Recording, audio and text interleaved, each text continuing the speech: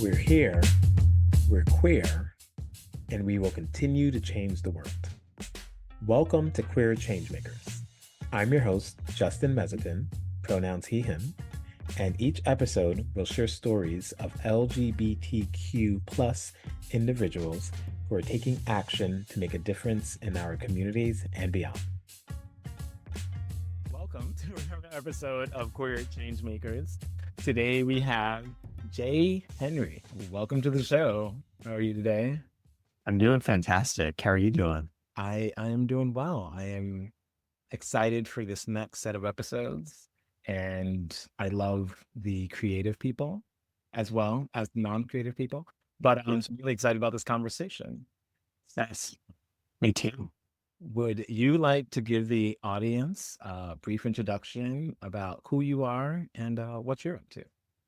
Yeah, so I'm Jay Henry, the artist, the Jay Henry, if you're trying to find me on any of the socials, but the official artist name is just Jay Henry.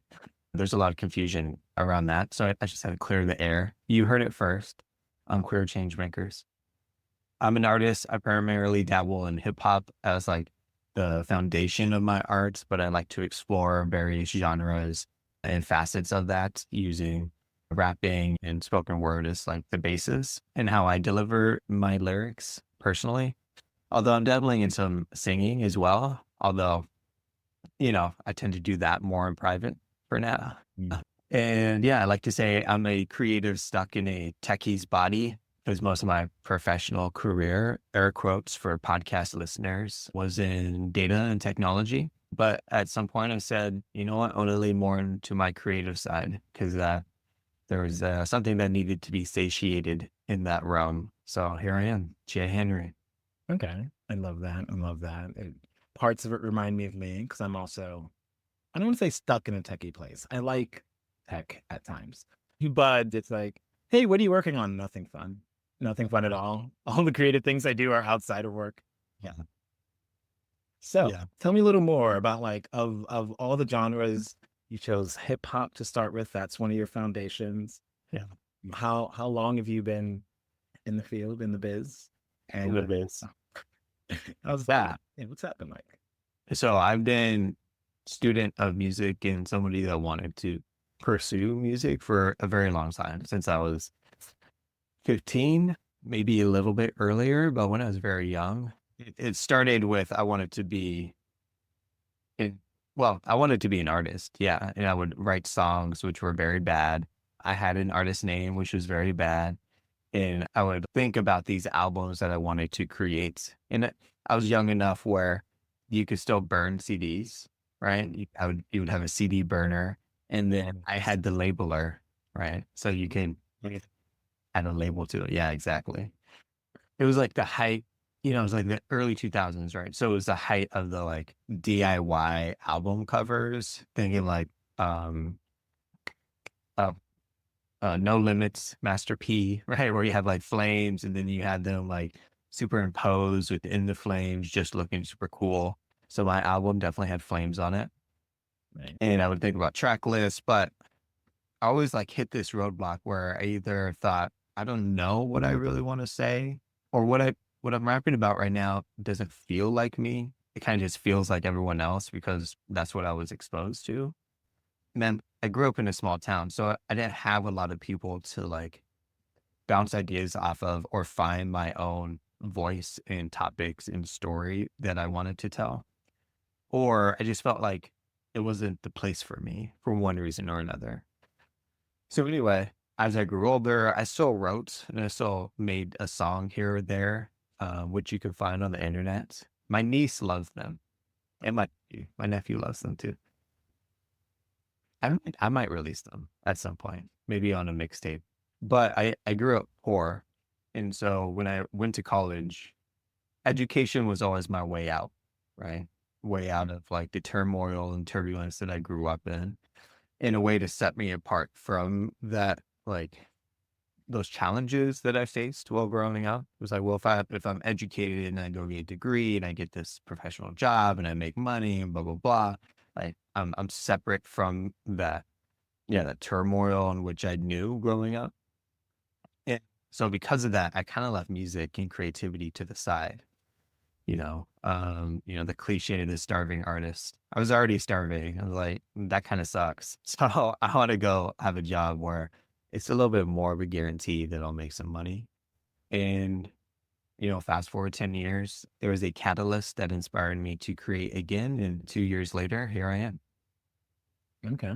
Awesome. Awesome. I also grew up from a family without much means, and the idea of having different kinds of struggles and finding a way out of that is something that pushes us for decisions. But it's good that you were able to expand to include creativity things. And you don't have to answer if you don't want to, but do you want to share what was that catalyst that said, hey, we're doing this now? Yeah, I'm an open book. So you can ask me anything you would like that's appropriate for the podcast. I'll let you be the gauge of what's appropriate. Right. But in worst case scenario, I'll edit it out. But There you go. it'll be So the catalyst, I married my husband in 2022, May 2022. Mhm. And we kind of got to this point in our discussion of what we wanted our wedding to be and look like, and, the ceremony and all those cliche things, or like the standard things. And a lot of it was because I had wanted to surprise him with the song. Oh. So I'll rewind a little bit. I heard Sam Smith Love Goes, the live Abbey Road version. And if you haven't heard it, it's incredible. Go check it out. The very first time I heard it, I listened to it like 10 to 20 times in a row. And as I listened to it, the song's about breaking up, and like that's how love goes. And you love this person deeply, but they're not the right fit. And, you break up and you go your separate ways. And that's love. Like that's just what it is. But as I listened to it, like the phrase love goes meant something different to me, because my husband and I had very particular circumstances in which we came together in our relationship. He's older than me. He has different life experiences and whatnot. And so I just thought, well, for me, love goes like you fall in love with someone that's older than you and blah, blah, blah. And it started to take on a different meaning that was a little bit more intimate and special, I think. So I wrote this rap to it, the entire like 3 minutes, 30 seconds of the song. And then I wanted to surprise him at the wedding, blah, blah, blah. He ends up hearing the song, loves it as well, and says we should perform it at our wedding and get a live band and gospel singers and all these things. I said, cool. That makes my surprise a lot easier. But then that sort of snowballed into, well, do we need a ceremony? Do we need an officiant? Should we do a play? Let me write a play. Let's find our good friend to perform this play. And so it was this like snowball of creativity where the more we started rolling, the more it just grew into like, we're setting a set. We're getting like a ton of flowers and plants to bring into this warehouse to create like this park setting. It was like this whole thing. And the energy from that just fed my soul so much that I said, I just want to do more of that. Even though I have a full-time job, I just want to create more. So that led into the album and me leaning back into the music. Oh, wow. Okay. Okay. So there was a whole lot there. So what was it? So was there like a play element and this is like intersposed, like on top of the wedding, at the wedding, separate? Yeah. So my mind said, you said, let's just make our wedding a little, not a full like Broadway show, but just like a little bit of a show of a production. That sounds amazing. Yeah, that's exactly what it was. I've said this in a couple of other podcasts, but once you come out as different, once you've self-identified and become comfortable with like, yeah, I'm a little bit different and that's my uniqueness, it really opens up the door for you to just lean into that. Be like, if I'm already self-accepting that I'm different or that we're different or the situation is different, how can we just truly make it our own? Right. And that breaks down these barriers of, well, we have to get an officiant and one of us has to wear white and one of us has to bond. We have to have a flower girl or boy. And We had to go through all these movements that people will expect. And we kind of just said, no, we don't have to do any of that, right? It's our wedding. People are coming here to celebrate us, and we're going to provide to them an authentic experience that is us. Yeah. So we set it up to feel like a ceremony while we were planning this. We called it vanilla chocolate swirl. Did you ever have that ice cream? Right? You're a kid, vanilla chocolate swirl with the cake cone. And yeah. And we called it that because we needed to serve people vanilla. And a euphemism for we needed to serve people what they expected, but we were going to add a little bit of chocolate. Okay. It's not going to be exactly what you think it's going to be, but it's going to feel a little bit like what you think it's going to be.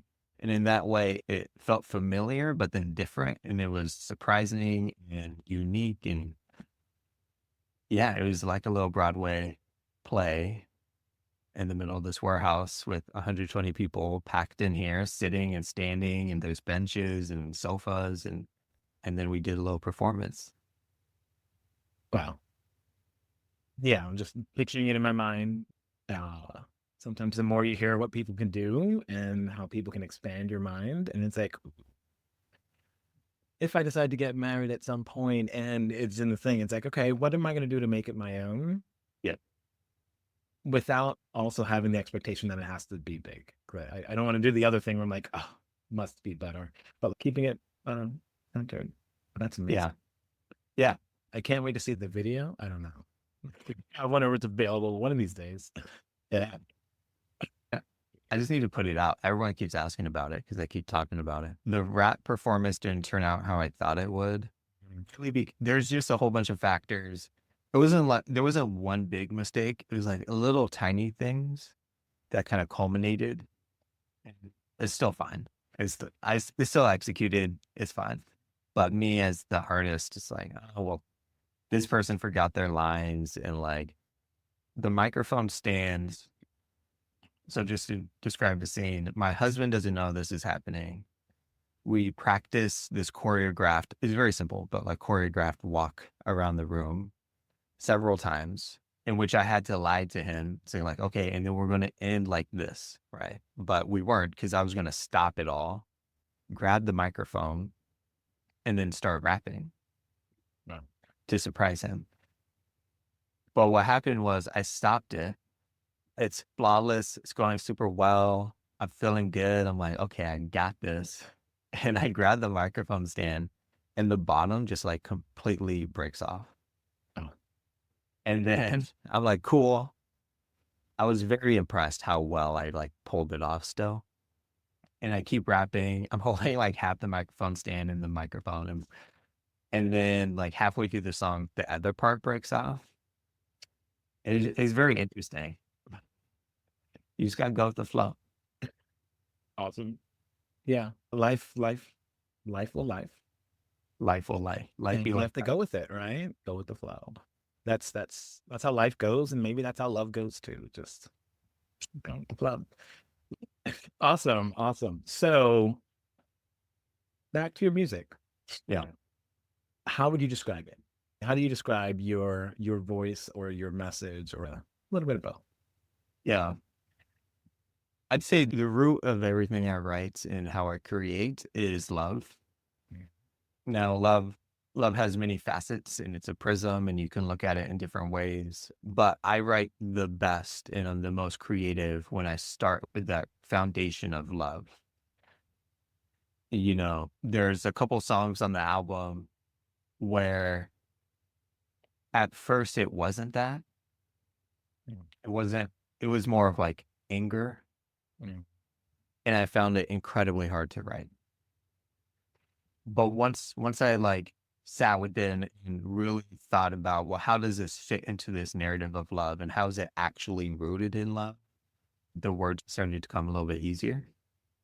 But yeah, that's the root of my foundation. Love for myself, love for my husband, love for my family, love for hip hop, and just putting together dope lines that are double entendres and really make you think and have to go back and dissect, right? So it's not just interpersonal love. It could be love for a thing in art form. But yeah, just rooted in love.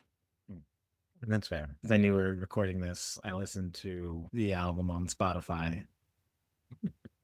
It's the regular Spotify edition, so it was like mixed out of order, maybe. Oh no.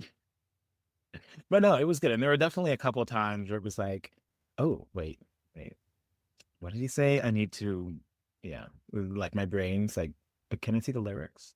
So that I can like actually read it and then be like, oh, okay. I see how this playing card metaphor is happening. Yeah. Different directions it went in. Yeah. But awesome. Okay. So your album, what's it titled? The album is called Love J. Henry. Love J. Henry. And it is on Spotify. It's on Yeah. Spotify, Apple Music, Bandcamp, SoundCloud. Okay. Nice. And if someone were to listen to it, what do you really want them to what is like 2 things you want someone to take away from listening to your album? Yeah. First one, let's see. I think the first one is love. Love is not a fairy tale. It's not perfect, but it's worth it. And along with that, like lean into the imperfection a little bit. Like there's going to be certain relationships where it's clearly not the right relationship for you, and it's okay to recognize those red flags and move on.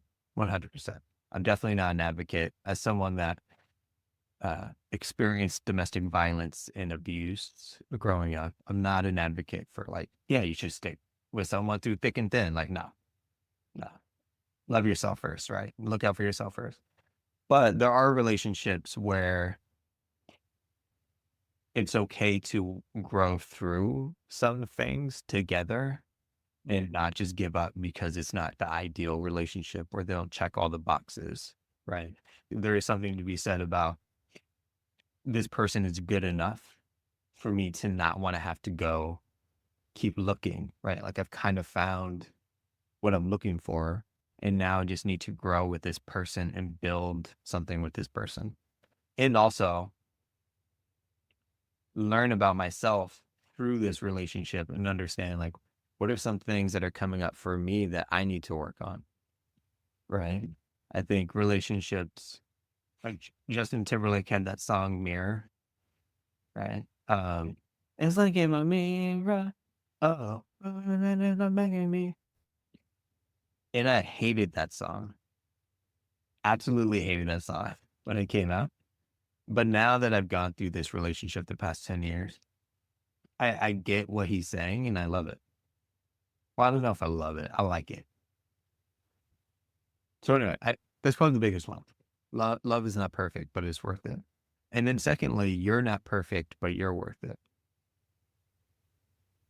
And those are probably out of order. I'd probably put that one first. But yeah, I think that's also a big thing that I explore and learned through making this album. Again, there's a lot of things that I needed to understand and work through and dive into in terms of myself and my past and my trauma. That doesn't mean I'm broken. That doesn't mean I'm not deserving of love. It just means, yeah, we need to work on this painting a little bit more. Yeah. And who knows which one should come first? Because in some ways, maybe they're all the same thing. Yeah, maybe. Maybe. What do you mean by that? Huh? What do I mean by that? So like, Yeah. you're not perfect, but you're worth it. And love is not perfect, but it's worth it. But like, at our best, are we love? Right? Like, yeah. I mean, I do like what you just said. At our best, are we love? It may have been a rhetorical question, but I just feel compelled to answer. Yeah, for sure. At our best, we are love, right? At our best, we have empathy and we understand people and we lead with love and not hate or self-doubt or jealousy or all these other things in which are easy to lead with, right? And like convince ourselves that that's how we get forward or find success or achieve things or whatever. But, you know, when you really understand that love is the root of everything, in my opinion, you're at your best. You know, like even some of those less serving feelings or emotions, that jealousy or the anger or the other stuff.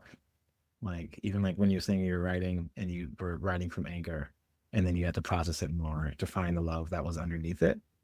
So I feel like sometimes those other things can point to the love that's inside. Mhm. You can find it Mhm. as you find it.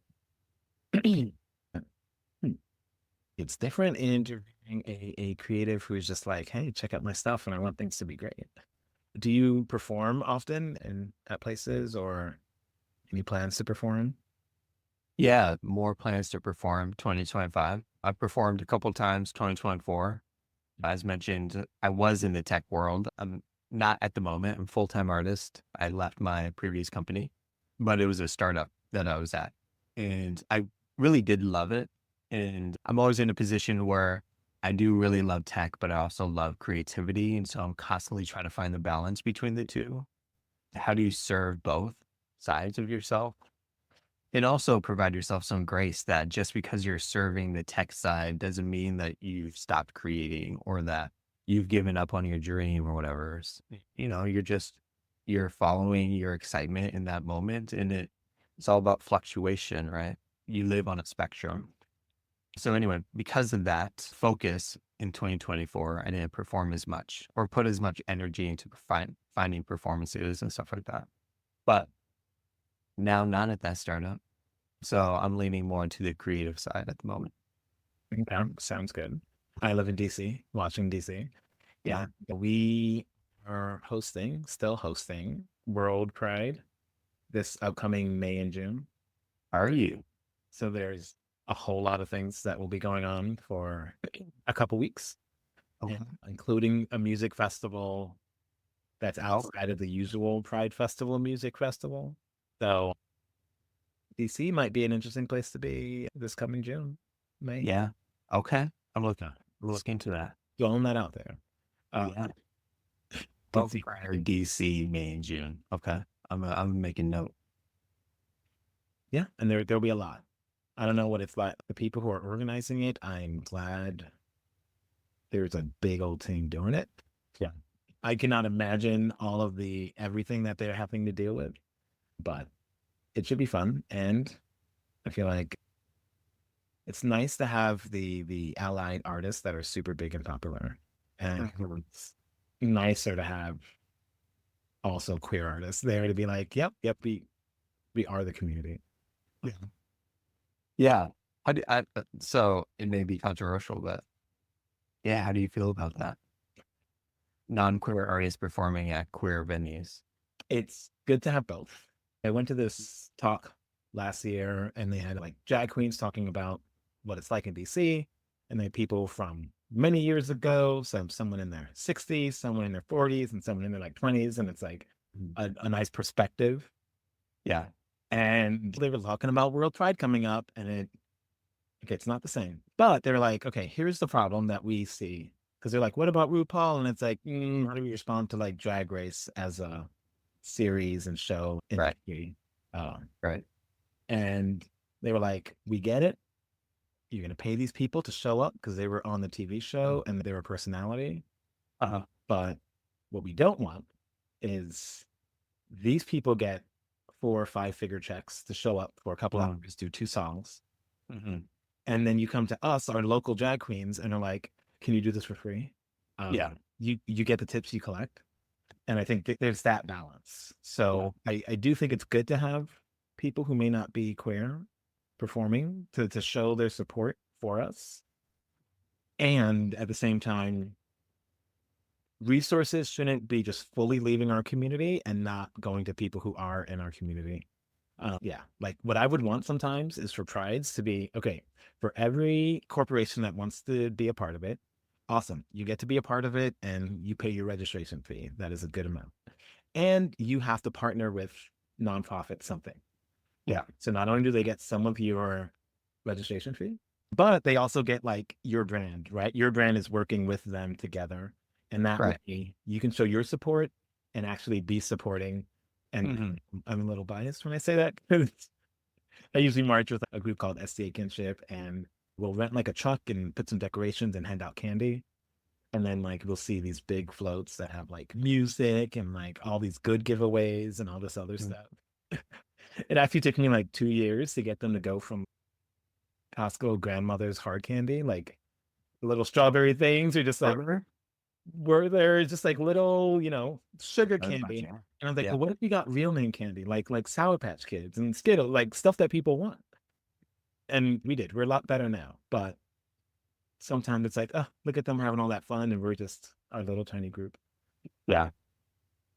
But yeah, so that It and with the artists, I think we are in the world, right? We're all here in the world. And Pride is the space that's for us. So yeah. you can be welcomed into the space, but we don't want I don't want the resources, like all of the resources and the like energy all about the others. Yeah. Yeah. Unless the others are also going to be like, cool, we're here with you now, and tomorrow we're going to Congress and we're going to be on your side, Sure. right? We're going to keep Sure. being on your side. We're gonna be proactive, because then you're like, okay, at least there are rooms they can get in that we will never get in, Right. and let's use that together. Let's support a community when we need it. That might have been a long answer to. No. He's the right way. Oh, perfect. Perfect. But yeah, since World Pride is coming up, one of the questions that I've been asking people is, generally, so what does Pride mean to you? And you can think about the season, the events, or just that word. So when you think of Pride, what do you think what does that mean? When I think about pride, the first thing that comes to mind, to be honest, is dykes on bikes. Okay, nice. I love dykes on bikes.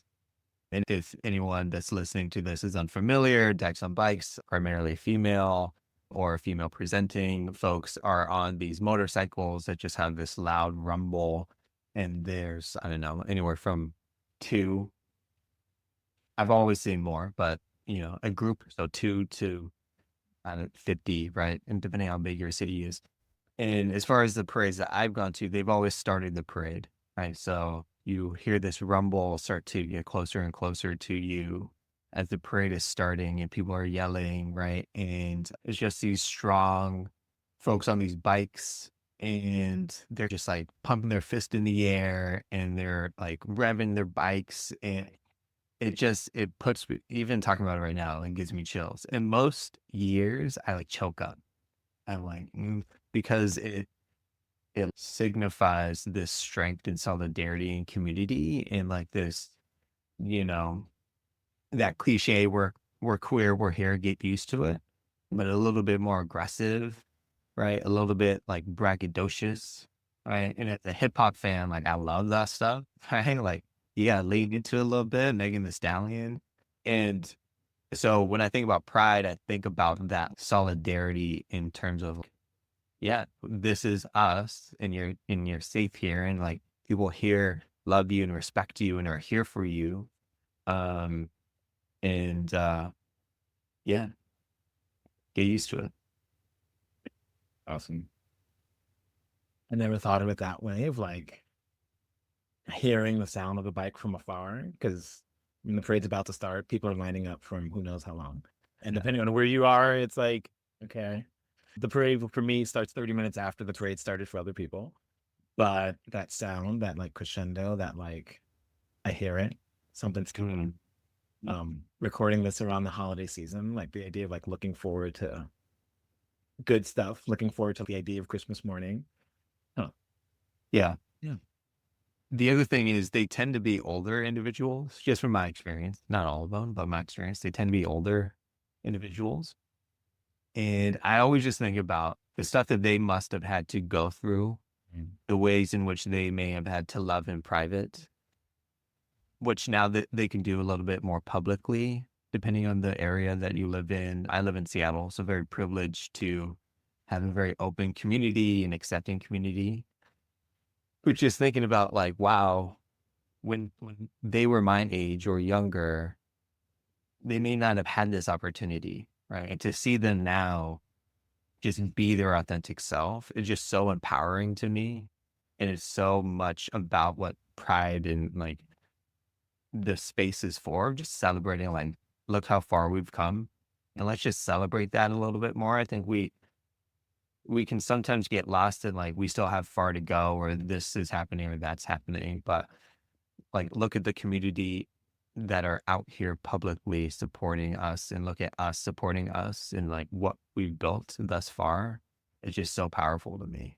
And again, Dykes on Bikes reminds me of that. Sometimes, like the stories of the past, like I can't even imagine. Hmm. And part of me is also like, and I want to hear more because there's just so much. Like last year, I went to there was a Silver Pride event, at like like a Wednesday afternoon. So, but I went and it was like, hey, people for our community, it's inside, it's air conditioned. What is a Silver Pride? So for like the more mature, the more seasoned, Say less. the more seasoned in our group, and it was great because it was just like, oh, like the idea of looking at my aunties and grandmas and like just like hanging out, having a good time, and yeah, like just the stories. Yeah. There's like stories on both sides as well, like terrible event, something happened, losing people, something happened. Yeah. And at the same time, throughout all of that, we still had this community, right? There were still people there. We still laughed at jokes. We still listened to music. We still danced and had a good time and acknowledged where we are. Hmm. And I think a lot of those stories are, I think maybe I'm not able to hear as many of those stories as I want to. Yeah. Like I want to, at some point, I'm going to have like a silver series. Okay. Yeah, yeah. A silver series. So all the guests will be people who can give a perspective that you only get with time and season. Mm. Yeah. That'd be cool. I would listen. So yeah, and if someone's listening and they may see themselves as a potential guest, you know how to reach me. Yeah. And me. You know how to Yeah. reach. You know how to reach us both. Your information will definitely be in the show notes as well. Okay, where does this conversation go next? I'm gonna ask you a question out of order because I want to. So this year, 2024, one of my words for the year was this co-creation and just like Mhm. that mean to create things with more people. So for you, if you could, what is something that you would want to collaborate with others on in the semi near future? Yeah. There's probably a couple of things. One is definitely music. Mm.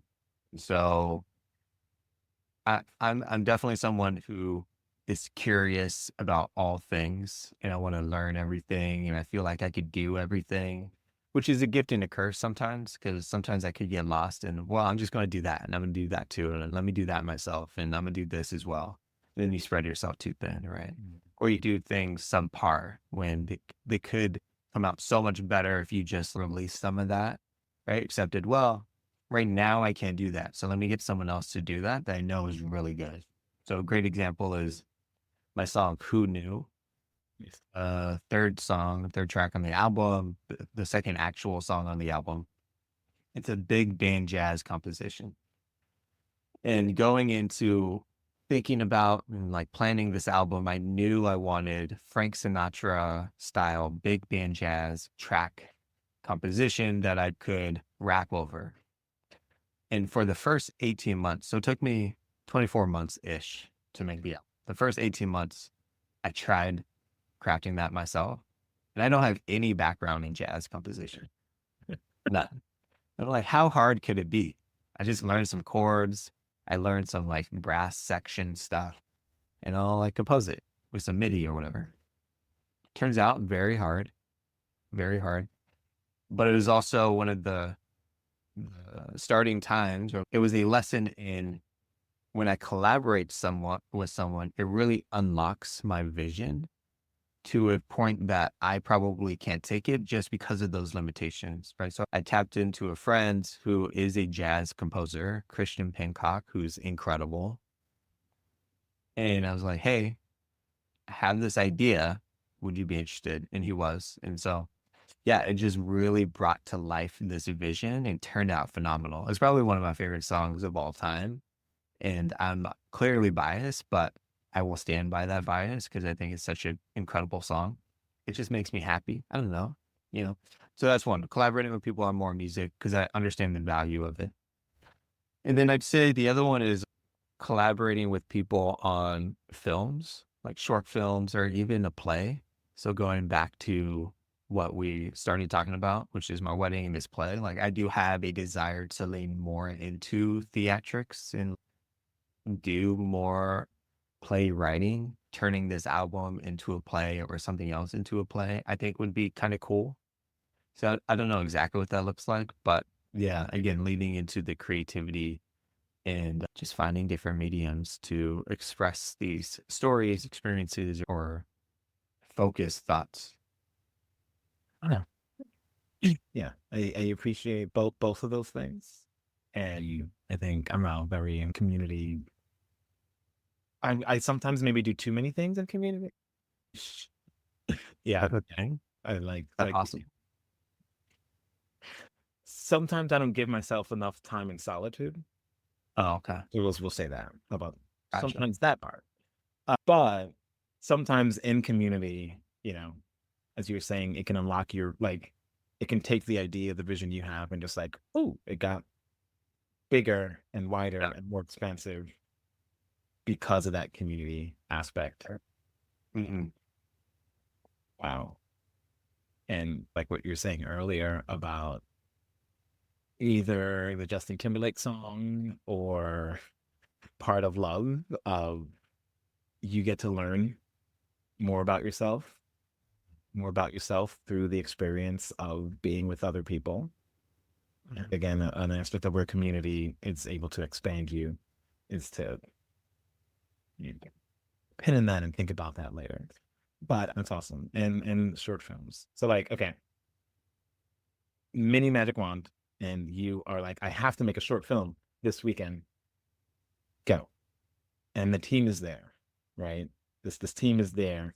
Is there a story you'd want to tell specifically, or like you have to give an idea in 30 seconds? Yeah. I mean, Love J. Henry was written to be a play, to be like a musical, Mm. which is why like it kind of hurt me a little inside when you said you listened to it out of order. Ah, but I get it. And it wasn't your fault. It was Spotify. But yeah, Love J. Love J. Henry is like very much written in sequence to be a story to be transformed into a short film or play of some sort. And so I have a strong desire to do two things. One, like really tell that story and put visuals behind it. And two, like figure out how do I, going back to what we were talking about before, there's all these like stories of queer relationships and like queer love stories that we haven't been exposed to that are still beautiful. Like how do I interweave more of those into this story, right? Because a facet of that album is about queer love and like the pride in just saying like I'm in love with this person and he's another man and blah blah blah. So there's a couple of songs in particular that I would love to bring visuals around just like older queer people being in love and doing lovey-dovey stuff. And so, yeah, I don't know exactly what that looks like, but that's a very strong vision and desire I have and likely co-create with other people on. Awesome. Yeah, I appreciate this conversation because it goes in a few different directions that my mind wants to be like, but that's a rabbit trail, and that's a rabbit trail, and that's a rabbit trail. I am glad because there were some other people who are also interested in film, like someone who works in like data. I was like, what would you like to work on? She's like, yeah, something creative. Because I used to be in film. Like, what? You used to be in film? Why didn't Yeah. you waited late into the episode to tell me? Yeah. Hmm? Maybe it's a data thing. Yeah, it's just because no, no.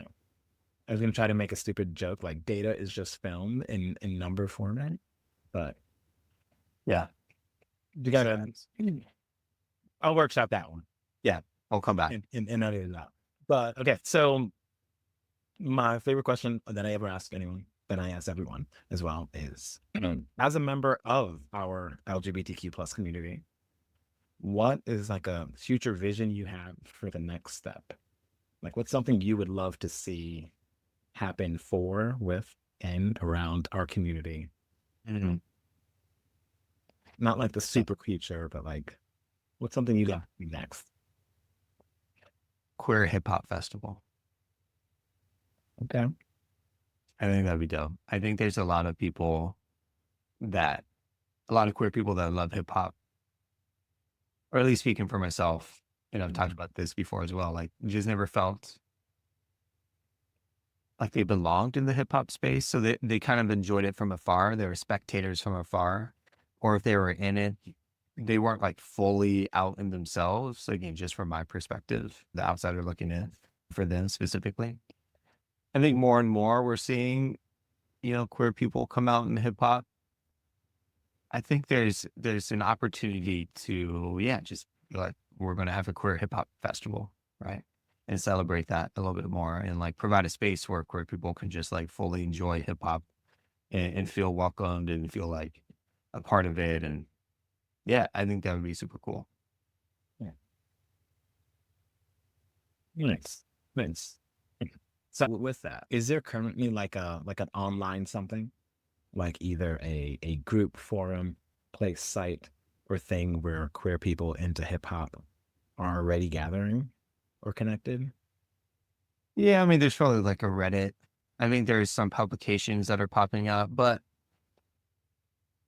if anyone knows of something, definitely DM me and like send me links. I haven't found something that's like purely hip hop and queer. I think there's always like this, like, it's more queer than it is hip hop, if that makes sense. Yeah. So it takes on probably more like a house and electronic sort of vibe, hub sort of vibe, versus like a hip hop sort of vibe, in my opinion. Which could also be club music, but when I talk about that, I'm talking about like, everything from trap to boom bap to, more club music to blah blah blah. Okay. Yeah. Yeah. That's awesome. And part of the reason why I asked, is there anything, because there's a good opportunity for co-creation there. And if there's not anything, it's like, oh, that means you have a wide open canvas. Yeah. Yeah. There's definitely queer music spaces. The Q Review is one of them. There's this other person, the publication is called Your Life Mixtape, who does music and promotes artists. It's called like Le Sunny label by Marley Angel, who's an incredible artist, and they promote a lot of queer artists as well. So there's definitely publications and spaces that promote queer artists for sure, that are doing a great job. Okay. Okay. Awesome. And one of the reasons I like that question is, as you share our visions out loud, you never know. You never know who can hear it, or who is like, I also love queer hip hop. And then you're like, there is a group. It's the two of us. And Yeah. and growing and growing. Yeah. I love it. Okay.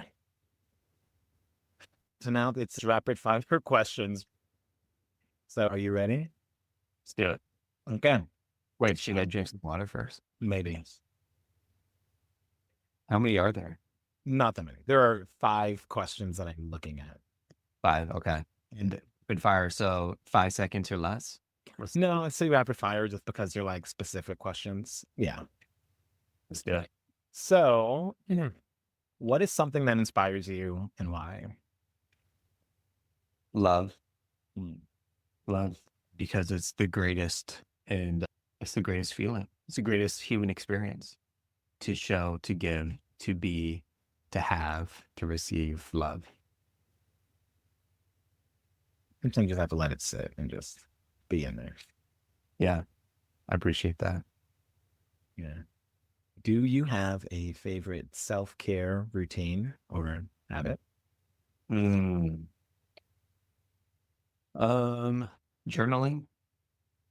Probably. Actually, no, I take that back. Therapy a huge advocate for therapy. It's one of my favorite times of the month. I see my therapist monthly. Some people see them weekly, bi-monthly, whatever, but just the practice of having a regular time to go and have this third-party professional listen to me, ask me questions, dive into particular things, uncover my blind spots. I love it. It's also a great source of inspiration as well. That's how the song May I Love came about, which is the last song on my album.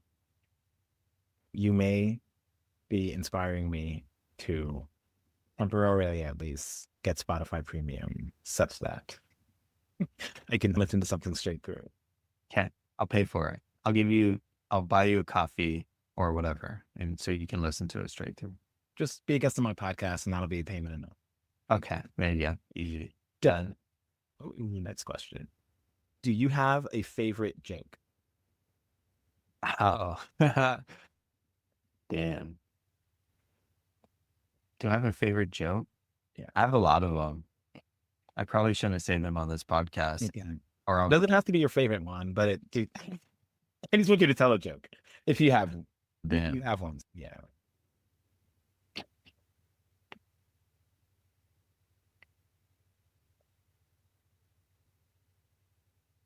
That's why I don't like saying rapid fire questions, because it's one of those that someone either has a go-to or they're just like, you blinded by the lights. Like, how can I even think of a joke? I've never laughed in my life. I have a lot of go-tos. Yeah. I just feel like I shouldn't say them. Again, that is also fair. Is there something that you recently laughed at? You don't have to tell a joke, but Okay. you had a joke or something that you recently laughed at or made you laugh. That too could be very controversial. This is the interesting thing about online and like being an artist and having an online presence now. It's like I feel like anything you say could offend someone. And so there's well, like, should I say that? Well, these people are going to be offended. Well, should I say this? These people are going to be offended. It's like you're always walking on eggshells. It's pretty wild. It's weird. I was listening to Yuval Harari, historian, and he was on Trevor Noah's podcast, and then he was doing the whole podcast circuit. He's my YouTube algorithm now, but was talking about that, and he was talking about like, because of all the access to information we have all the time, right? And there's not like a separation between public and private life. Yeah. And like he is also gay, and was like, if somebody tells gay jokes in private, like I want them to have that ability, like do that, right? Like that's their own thing. I don't have to. I don't want to do that, right? But because people are like, oh, I did this thing in private and it's going to be in public, and then I'm going to have to like do this. I think it feels like many of us have to always be on, right? Yeah. And like you as a musician makes sense too. Like, oh, I'm doing something for the public. But I also feel like that sense is a lot further in society than we realize. And it doesn't make things great. And sometimes there are jokes. And by knowing something's a joke, it can be funny. Yeah. I just like to laugh as well. And I'm definitely someone that understands that a joke is a joke. And context is important for the joke, right? A joke made out of context can definitely just be something rude that you said, right? That's why the greatest stand-up comedians are great, because they know how to set up context to tell a joke. And but to actually answer your question, Instagram comments are simultaneously the worst and the funniest things that I read. Yeah. It's really 50-50. But again, it's context. And it's also about like, can you make a joke intelligently, like smartly? That may still be a little risky, but it's set up in such a way that it's not being rude or belittling someone. It's like pointing out an observation in a funny manner. Yeah. Right. There's definitely a thin line, and some people know how to walk it really well. And those people who leave those comments, I thank you. Everyone else, do something else with your time. There was an episode of Trevor Noah's podcast again with a comedian whose name I can't remember right now. Maybe Ned or Ned. But they were talking about like the early days of Twitter. And I was like, I do remember back then. And it was more just like, oh, none of this really matters, right? Like, this is Twitter. Why would anyone look at something on Twitter and say this is what real life, like this is reality?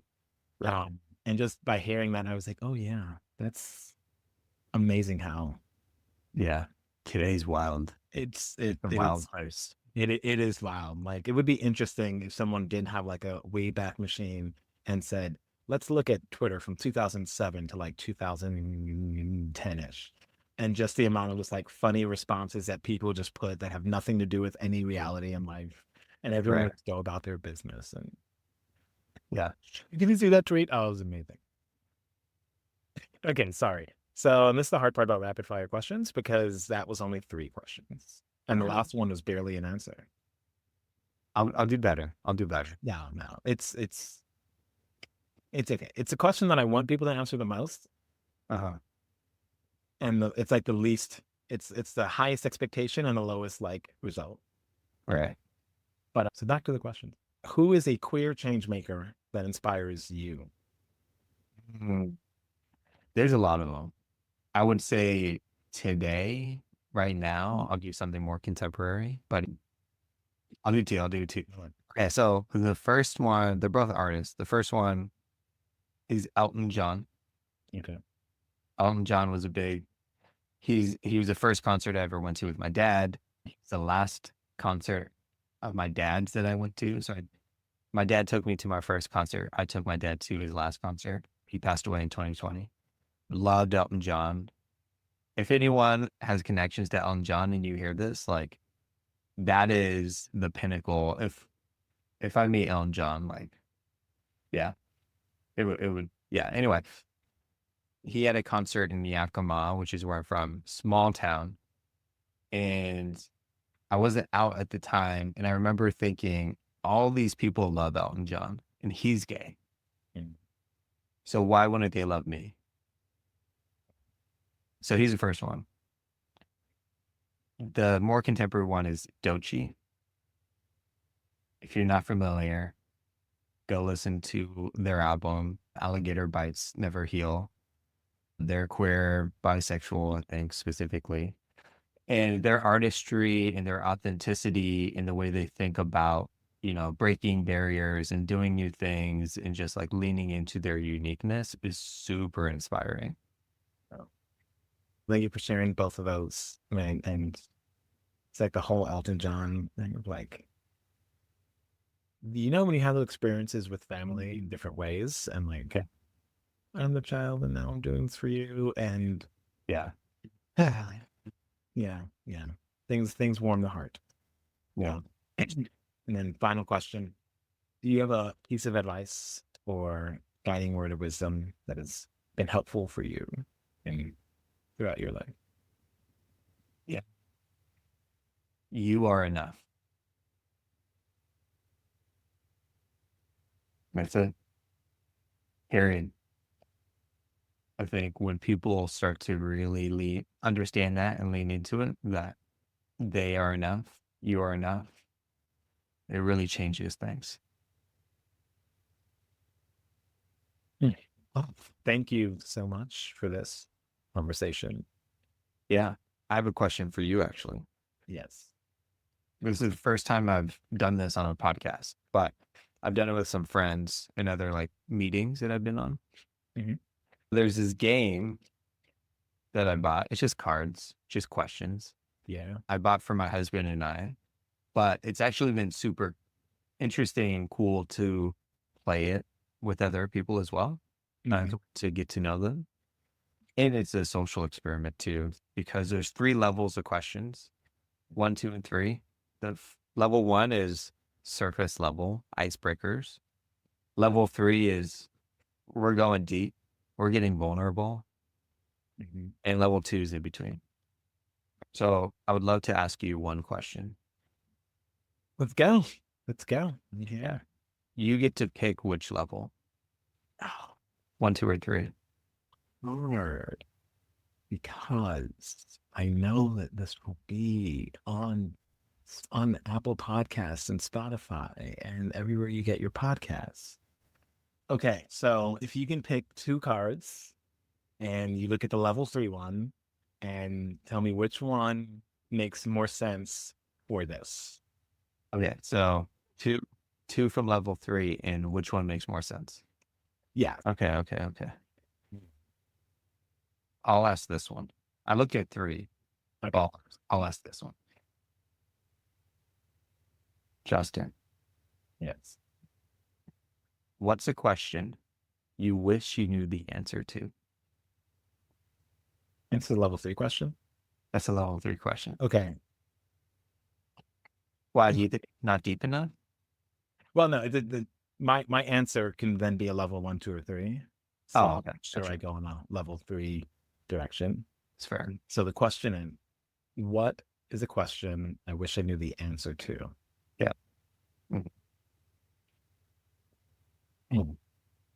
The question that I really deeply wish I knew the answer to, because then you wouldn't have to guess or figure it out, is the simplest way to embody purpose for me. And it's like, hey, Justin, you're going to do 3 things for the rest of your life. Here you go. These are the 3 things to focus on. Like you said earlier, like, oh, I do this tech thing for work and I do these creative things outside, and how do I bring them together?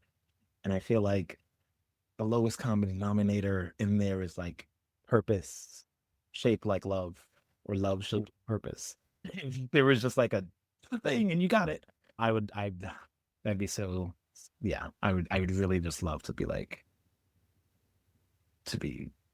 2000% sure every day, like if I do this, I will be in that purpose.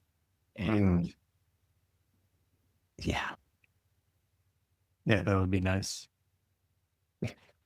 Is there a way that you're trying to achieve that today? Find out that thing.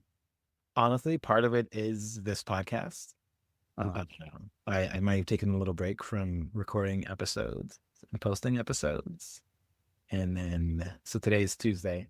I recorded one yesterday morning, and then there's just one today, and there might be 2 more recordings for this week. And the one yesterday was like in the morning too. So it was like, all right, I'm going to do like 3 things and then I'm doing this episode. And it was really good, enjoyable. Someone I've known online for maybe like almost 2 years somehow. And I was like, oh, that was good. That was fun. Why didn't I stop doing these? Why is this the first podcast I've recorded in a couple months? I should be coming back to this more, because I think it grounds me and pushes me out at the same time. Just having conversations with queer people who are doing things, and it helps. So I don't know what my purpose is at times, but I do love having these conversations along the way and thinking that eventually there will be, I don't know. I think probably what will more likely happen is I'll look back and be like, oh, it was my purpose. Oh, but but on the way up, it's like one step at a time, and we hope for the best. Yeah. Yeah, Or you can do. that is. And yeah, because no matter what we do, it's enough. It's enough. Yeah. So thanks again. Do you want to tell people how to best get in contact with you? So as mentioned, the J Henry, THEE period JHENRY. And that's on Instagram and TikTok. And then Spotify and Apple Music, it's J Henry. Look for the yellow beanie. I'm the guy wearing the yellow beanie. And yeah, feel free to reach out if you want to chat. If you know those queer hip hop spaces that I mentioned and you want to share them, I would love to learn more about the spaces online or in person. And I'm always up for meeting someone. All right. Well, thank you again for what you're doing. Thank you for the music. Thank you for reminding us that we are all enough. And yeah, love is out there for us to experience. Let's go for it. Thank you for listening to this episode of Queer Changemakers. This is Justin, and I hope you are able to get some inspiration and maybe some ideas about how you can take action to create positive change in your life, communities, and beyond. See you next time.